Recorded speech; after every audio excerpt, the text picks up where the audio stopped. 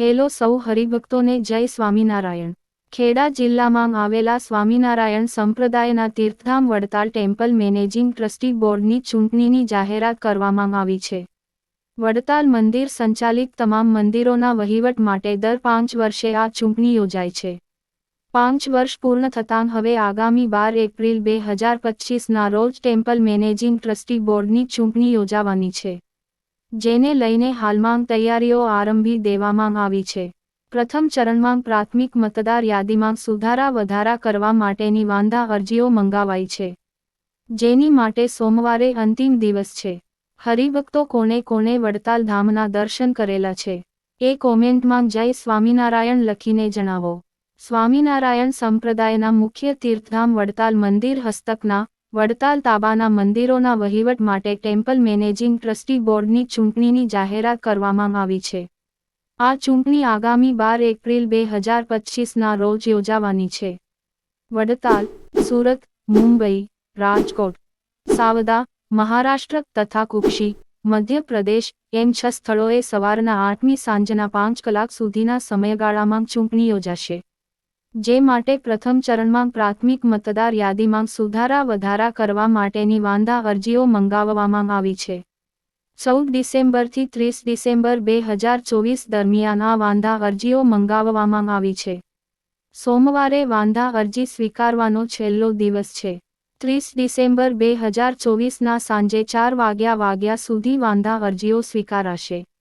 ત્યારપછી સુધારા વધારા માટેની અરજીઓની યોગ્ય ચકાસણી કરી જરૂરિયાત મુજબ સુધારા વધારા સાથેની અંતિમ યાદી, આખરી મતદાર યાદી 12 ફેબ્રુઆરી 2025ના રોજ પ્રસિદ્ધ કરવામાં આવશે।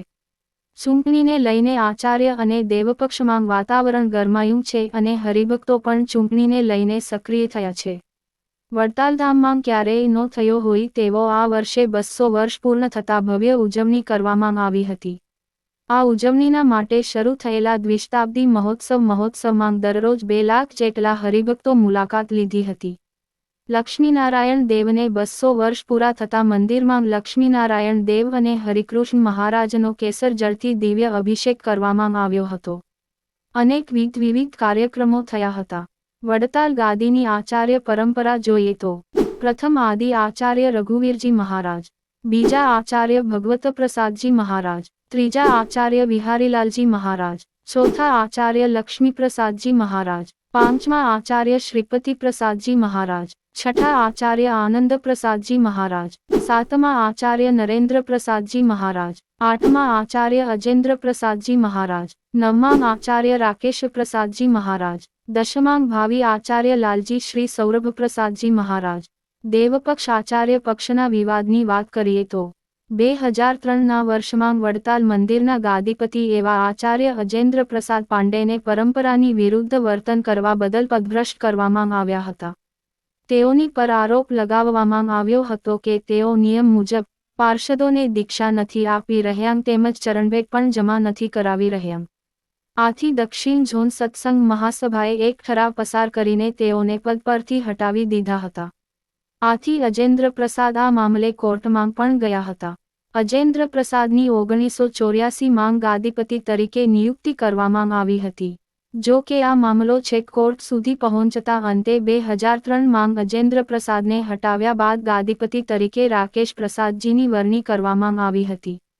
એ સિવાય તાજેતરમાં જગઅડ્ડા સ્વામીના ગોપીનાથજી દેવ મંદિરની ગત ચૂંટણી બાદ દેવપક્ષે સત્તા સંભાળ્યા બાદ આચાર્ય પક્ષ તરફથી વિવિધ મુદ્દે કાનૂની કાર્યવાહી તેમજ અપીલ કરવામાં આવી હતી, જે તમામ બાબતે આખરે આચાર્ય પક્ષની રજૂઆત બાદ સુપ્રીમ કોર્ટે ચેરિટી કમિશનર સમક્ષ લાંબા સમયથી પેન્ડિંગ મેટરનો 3 જ મહિનામાં નિકાલ કરવા નિર્દેશ કર્યો હતો, જે મુદ્દે રાજકોટ ચેરિટી કમિશનર ખાતે બંને પક્ષકારોની રજૂઆત સાંભળ્યા બાદ સુનાવણીના અંતે દેવપક્ષ તરફી હુકમ કરતા દેવપક્ષનો જ્વલંત વિજય થયો હતો।